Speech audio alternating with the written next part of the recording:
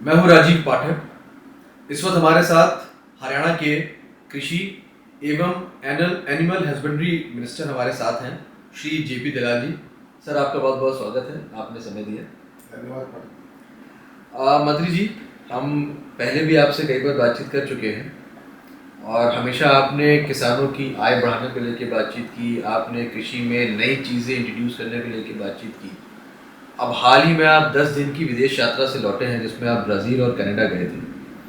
और जैसा कि आपकी तरफ से वहाँ से खबरें हमें भेजी जा रही थी लगातार, उसमें हमें ये समझ में आया कि आपने सबसे ज़्यादा ध्यान दो चीज़ों पे दिया। एक तो कि खेती की जो टेक्नोलॉजी उसको मॉडर्नाइज कैसे किया जाए, जैसे कनाडा में होती है, क्योंकि वहाँ खेती काफ़ी मॉडर्न तरीके से की जाती है।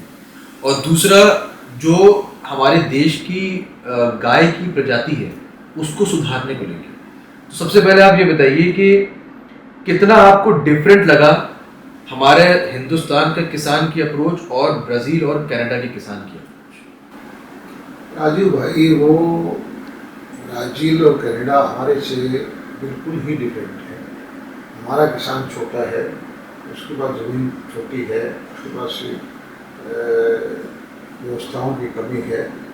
और पशुपालन का जहाँ तक संबंध है, ज़्यादातर किसान अपने घर में पशु रख करके अपने बच्चों का दूध बेच करके गुजारा करते हैं। ब्राज़ील में तो कनाडा में बिल्कुल इसका विपरीत है। कनाडा तो पहली बात यह है कि सारा 3.5 करोड़ की आबादी और हमारे से 5-6 गुना ज़्यादा ज़मीन, तो बड़े बड़े खेत, हज़ारों एकड़ का एक फार्मर, मैकेनाइज फार्मिंग, आदमियों की कमी। हमारा यहाँ बिल्कुल विपरीत है कि 2-3 एकड़ का खेत है और मैकेनाइज भी नहीं है। कुछ सालों पहले तक तो हम बैलों से खेती करते थे, आज भी कुछ प्रदेशों में बस ट्रैक्टर ही नहीं है हमारे पास। तो ये बिल्कुल विपरीत हालात है वहाँ की। और इसी तरह पशुपालन में भी जो है वहाँ ऑर्गेनाइज है, बड़े फार्म हैं, हजारों पशुओं के, और उसमें फार्म को बिल्कुल साइंटिफिक वे से रिसर्च करके ठीक रखरखाव करके, वो वहाँ दोनों तरह के हैं कि दूध के लिए पशुपालन होता है, मीट के लिए भी होता है, क्योंकि वो वेजिटेरियन लोग नहीं हैं जी। तो वो बहुत बड़ा व्यवसाय है। और ब्राज़ील में हम इसलिए गए थे कि ब्राज़ील के अंदर हमारी अपनी स्वदेशी गाय गिर है, उसने वहाँ कमाल किया हुआ है। ये बड़ा दिलचस्प मुद्दा है, इस पर मैं स्पेशली आपसे बात करना चाहूँगा। हमने देखा था कुछ साल पहले केंद्रीय मंत्री नितिन गडकरी जी भी वहाँ गए थे। उस समय ये खबर निकल के आई थी कि हमारे देश की ही गिर गाय कुछ साल पहले, शायद 1911 में ब्राज़ील पहुंची थी एज अ गिफ्ट, एक तोहफे के तौर पे। और आज उन्होंने हमारी ही प्रजाति को बहुत बदल दिया है, या बहुत बेहतर कर दिया है, सुधार दिया है, या फिर जो वो प्रजाति जो जिस हालत में थी उसको वैसे ही मेंटेन किया और हमने अपनी प्रजाति खराब कर ली। एग्जैक्टली आपने क्या पाया वहाँ पर? नहीं, हमने खराब तो नहीं की है, लेकिन उन्होंने इम्प्रूव ज़्यादा कर दिया। हमारे यहाँ 1911 में भावनगर के राजा थे, उनसे उस वक़्त कोई वहाँ के कारोबारी या कोई सरकार पूरी जानकारी नहीं है, यहाँ से कुछ गिर गाय लेके गए थे। और गिर गाय के ऊपर उन्होंने उसका वंश को सुधारने के लिए जेनेटिक इम्प्रूवमेंट का काम शुरू किया। और 100 साल के अंदर अब वहाँ पर हालात ये है कि दूध उत्पादन में सबसे ज़्यादा जो गिर गाय का रोग है। और गिर को उन्होंने क्रॉस ब्रीडिंग करके HF से एक अपना नया वहाँ ब्रीड तैयार किया, गिरलैंडो पोस्टो, तो वहाँ का दूध उत्पादन में बहुत सुधार हो गया है। गिर ओरिजिनल जो गिर है हमारी, उसकी भी वहाँ के हमें बताया गया कि 15 लीटर की औसत है। अच्छा। और जो गिरलैंडो है उसकी 25 लीटर की औसत है। हालांकि गिरलैंडो गाय ऐसी भी हैं जो 60 लीटर, 70 लीटर, 75 लीटर, 80 लीटर तक दूध देती है। और वहाँ पर ब्राज़ील में हमने देखा कि बड़े बड़े फार्म हैं, हजारों फार्म हैं, और उन हजारों फार्म की एक ऑर्गेनाइजेशन है ABCZ, और उसमें वो सारा उनके कंपटीशन करवाती है। एक सेंट्रलाइज्ड एजेंसी सॉर्ट ऑफ बना एजेंसी है, वो एजेंसी सर्टिफाई करती रहती है कि इस फार्म की ये इसने रिसर्च की है, इस फार्म की इस गाय का दूध ये है। और वो खास ये है कि पेडिग्री रखते हैं पिछले 20-25 जो 20 साल पहले ये उसका परदादा DNA ये क्या था, था, ये उसका था। इसकी मदर ये थी, वो हमारा पूरी पूरा फैमिली चार्ट मेंटेन करता है। फैमिली चार्ट है कि तो उससे क्या है कि किसी को उसका जो सीमेन लेना है या एम्ब्रियो लेना है तो वो सर्टिफाइड है, वो उस एजेंसी द्वारा सर्टिफाइड है कि इसकी पिछली 10 नस्ल 15 नस्ल का ये डाटा है, इसकी माँ दादी परदादी या वो इस नस्ल की थी। इस नस्ल के थे, वो इतना दूध देते थे। तो उससे ये हो जाता है सर्टिफाई कि इसका जो आगे बच्चे होंगे तो इस तरह के नस्ल का काम। इस सवाल को पूछने के पीछे मेरा मेन जो वजह थी वो ये थी कि अभी हाल ही में दूध के दाम फिर से बढ़ गए हैं और हमारे देश में दूध एक मेन फूड माना जाता है, क्योंकि हमारे यहाँ दूध को बहुत ज़्यादा पसंद किया जाता है हमारे पूरे देश में। और हरियाणा, गुजरात, पंजाब, ये 3 ऐसे प्रदेश हैं जहाँ पे दूध का उत्पादन बहुत ज़्यादा है। यहाँ की खेती जो पशु रखने वाले लोग हैं, किसान हैं, वो भी काफ़ी ज़्यादा है। तो किस तरीके से एक तो ये दूध की कॉस्ट को हम कंट्रोल कर सकते हैं जब हम प्रोडक्शन बढ़ाएं। प्रोडक्शन गाय एकदम से एक दिन में तो बढ़ नहीं जाएंगी, लेकिन हम उसको कैसे इम्प्रूव करें या आने वाले 5 सालों में हम किस तरह से इसको इम्प्रूव कर सकते हैं कि दूध का प्रोडक्शन भी बढ़े, क्वालिटी भी इम्प्रूव हो, ये जो मिलावट के गोरख धंधे चल रहे हैं ये कम हो और दूध की कीमत भी ना बढ़े। तो इसको लेके आपने ऐसा क्या वहाँ पे सीखा और जो आप यहाँ पे नया इंट्रोड्यूस करने की प्लानिंग करें? मैं सिर्फ राजनीतिक तौर पे नहीं आपसे जानना चाह रहा हूँ, एक आम इंसान के तौर पे भी जानना चाह रहा हूँ। प्रधानमंत्री जी ने लक्ष्य दिया है किसानों की आमदनी बढ़ाने है जी। और तो जो परंपरागत काम चल रहा है, किसान 2 एकड़ 3 एकड़ 4 एकड़ में गेहूँ में धान की फसल होता है, उसका सिचुएशन आपका है मैक्सिमम यूज को ले रहा है, उसमें तो बहुत ज़्यादा हम प्रभाव असल नहीं कर सकते। 5% 10% या कोई नया सीड आ जाए तो 15% बढ़ा सकते हैं। लेकिन जो दूसरी एक्टिविटी है, पशुपालन की है, फिशरीज की है या बागवानी की है, इसकी तरफ किसान को लगा करके किसानों की आमदनी बढ़ाई जा सकती है। और मैं समझता हूँ कि सबसे जल्दी अगर किसान की आमदनी बढ़ाने में कोई सहायक हो सकता है तो वो पशुपालन है। अब आप मान लीजिए कि एक छोटा किसान है, उसके पास 2 गाय हैं, तो 2 गाय की साल में जो ईल्ड है 5 लीटर वाली है, 6 लीटर वाली है, तो 1200 1300 1500 जो भी दूध होता जो है भी वो बचा पाएगा। अगर उसकी नस्ल को उसी गाय की जो बेटी होगी वो उससे डबल दूध वाली हो जाए तो इनकम डबल हो जाएगी। तो उसकी खर्चा उसका रहने का रखरखाव का उतना ही है, खाने पीने का भी थोड़ा सा फर्क पड़ सकता है। अभी ज़्यादा दूध वाली है तो 10% ज़्यादा खा लेगी, तो इस तरह से उस किसान की आमदनी बढ़ सकती है। अब हमारे यहाँ दूध देने वाली देसी गाय है 5 लीटर 7 लीटर 8 लीटर की है। अब वो जो गिरलैंडो है उसकी एवरेज 32 लीटर की है, 50 लीटर 40 लीटर की है। अगर ऐसे हमारे किसानों के पास वो गाय हों तो आप समझ सकते हैं कि खर्चा तो सिर्फ लगभग उतना ही रहना है। एक गाय 2 गाय का जो खर्चा आज कर रहे हैं उससे मान लीजिए वो थोड़ी सी साइज में बड़ी है या थोड़ा सा प्रोटीन या उसको अच्छा खाना देते हैं तो 10% खर्चा बढ़ जाएगा। लेकिन दूध की दुगनी या 2.5 गुनी या 3 गुनी तकरीबन हो जाएगी, किसान की आमदनी बढ़ जाएगी। हमारे ब्राज़ील जाने का मकसद यही था कि ब्राज़ील और दोनों ट्रॉपिकल कंट्रीज हैं, ब्राज़ील का वेदर हमसे काफ़ी मिलता जुलता है जी। और उन्होंने सभी गाय तरह की सभी उन्होंने रखी हुई, सब पर रिसर्च की है। डेयरी के अंदर वो बहुत एडवांस है और वो जो उन्होंने बताया हमें वहाँ कि जो क्रॉस ब्रीड करके गिरलैंडो है उसमें भी जो हमारे जो जीन्स हैं हमारी ओरिजिनल गाय गिर के ज़्यादा है।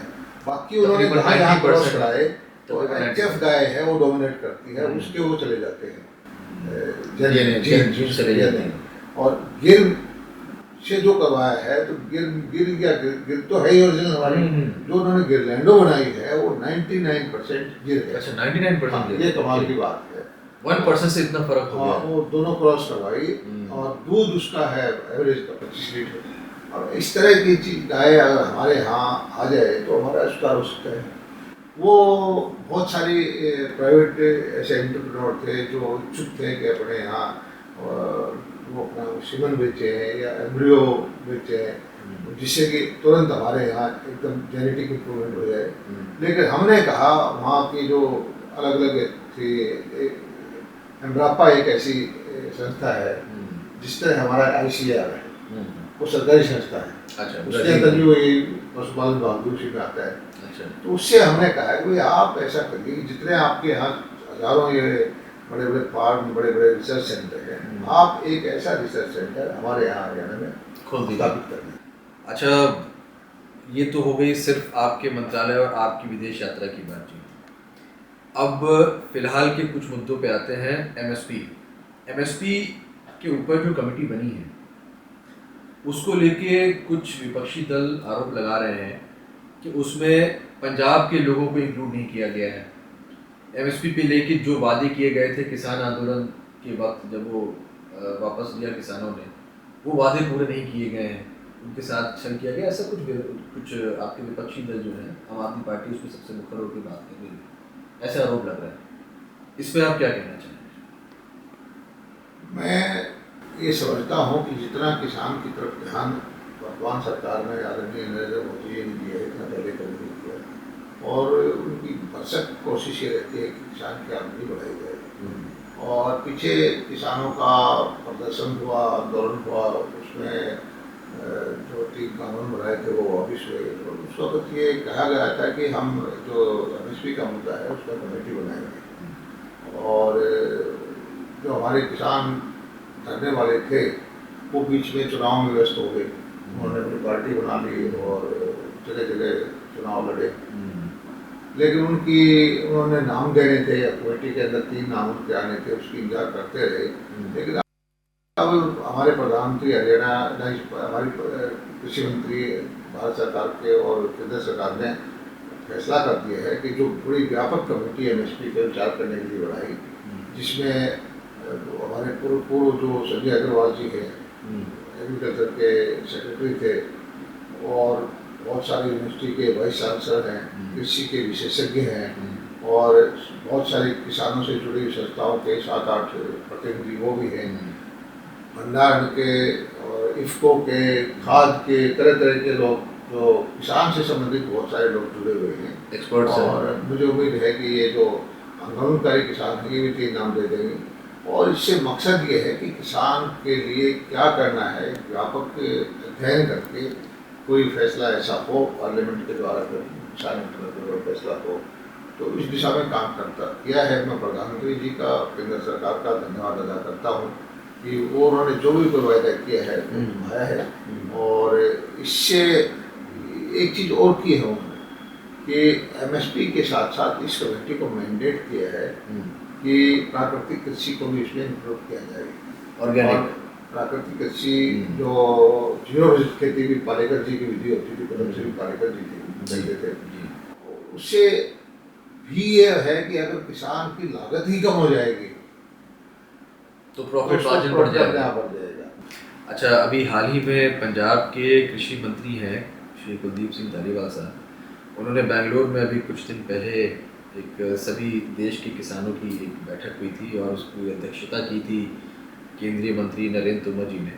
उसमें उन्होंने मांग उठाई कि किसानों का जो तकरीबन 75,000 करोड़ का लोन है वो माफ़ कर दिया जाए। आपका पड़ोसी राज्य है, और जैसा आप भी बात करते हैं कि कृषि प्रधान, अगर स्टेट की बात करें तो पंजाब और हरियाणा दोनों कृषि प्रधान प्रदेश हैं। इस मांग को लेके आप कुछ टिप्पणी देना चाहेंगे?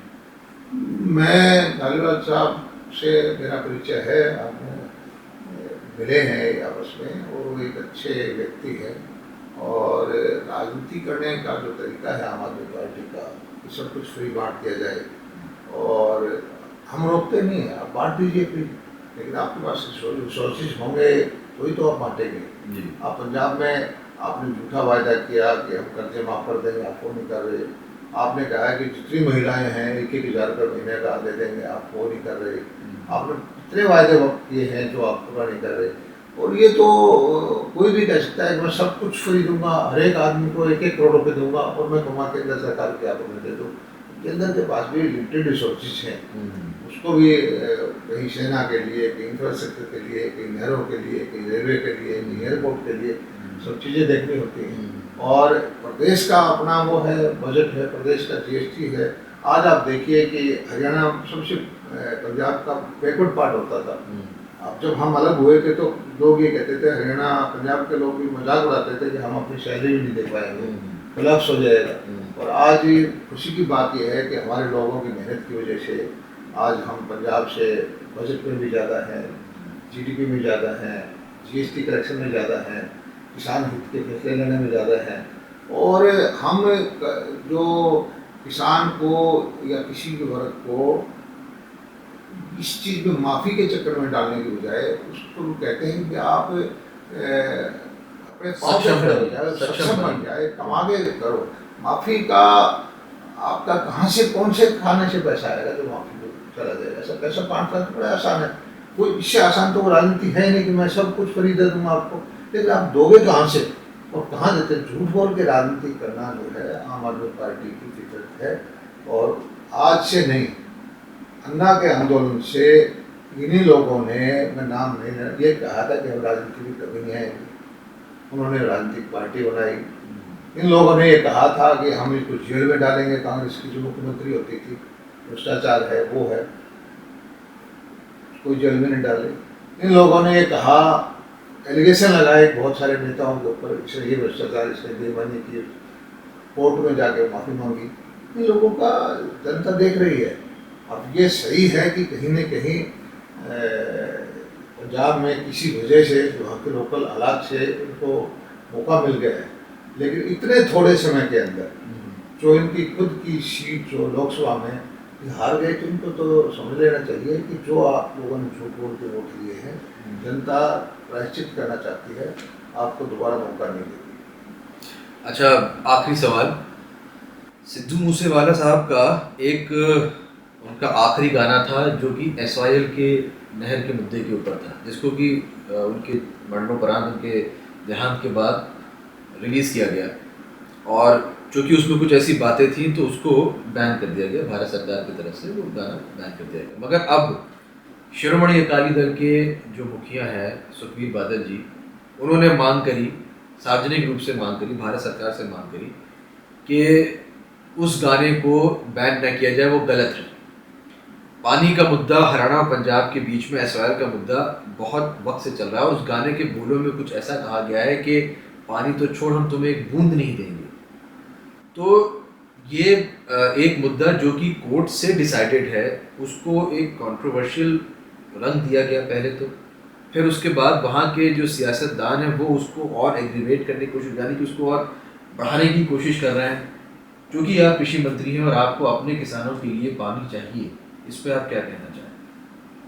देखिए, जो भी मैं मानता हूँ कि प्राकृतिक संसाधन है, जिसमें जल भी है, ये पूरे राष्ट्र की संपत्ति है। इसको, हमारे देश का दुर्भाग्य है कि प्रदेश आपस में लड़ते रहे। यहाँ नहीं, हमारे यहाँ SYL का मुद्दा है, उधर कावेरी का मुद्दा है, कहीं सरदार सरोवर डैम का मुद्दा है, टीरी बांध का मुद्दा है, और देश की प्रगति में बहुत बाधा आई है इन वजह से। और दुर्भाग्य से हमारा जो नहरें होती थी उसका ज़्यादातर पानी पाकिस्तान में चला जाता है, और ये पानी अगर सही हमारे यहाँ जाता तो सारा दिल्ली में, हरियाणा में, राजस्थान में सारा हरा भरा हो जाता। और इस चीज़ पे जो राजनीति हुई है वो, उसकी मैं निंदा करता हूँ। और उनकी पुरानी जो किया तो कुछ किया ही है, खासकर आम आदमी पार्टी के जो नेता हैं केजरीवाल जी, उससे हरियाणा के किसानों को बहुत ज़्यादा उम्मीद थी, क्योंकि वो हरियाणा के पैदा हुए, यहाँ का नमक खाया, यहाँ की धरती में पले पले। मेरे ज़िले भिवानी ज़िले के रहने वाले हैं, हमारे ज़िले के किसानों को तो बहुत ज़्यादा खुशी हो गई थी कि एक आम आदमी पार्टी की सरकार पंजाब में आ गई।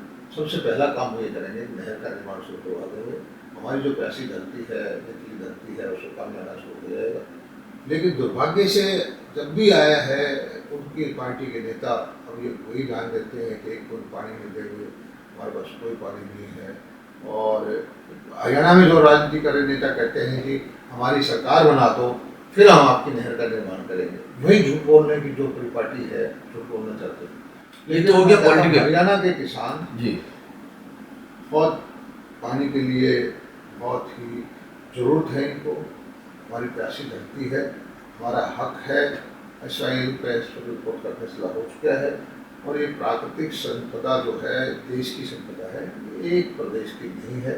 मैं समझता हूँ कि ये पानी का इतना जल्दी हमें दे दिया जाएगा, उससे ज़्यादा अनाज पैदा होगा, ज़्यादा किसानों का भला होगा, देश की इकोनॉमी उठेगी और ये काम करने में कोई देरी नहीं नहीं, है।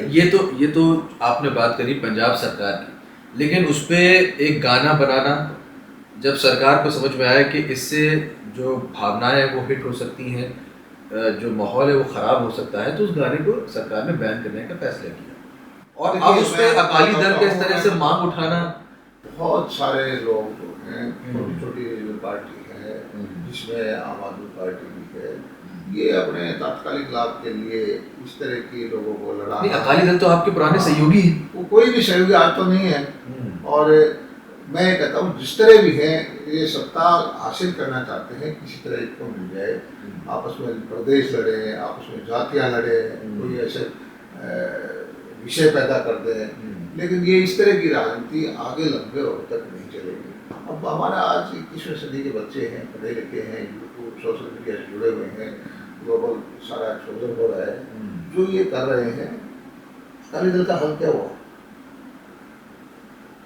सारे बड़े सारे नेता चुनाव जीवन में में क्या मतलब इतने बड़े प्रकाश सिंह बादल को इलेक्शन नहीं आ रहे थे। कहीं न कहीं उनको देखना चाहिए कि कहाँ गलती हुई।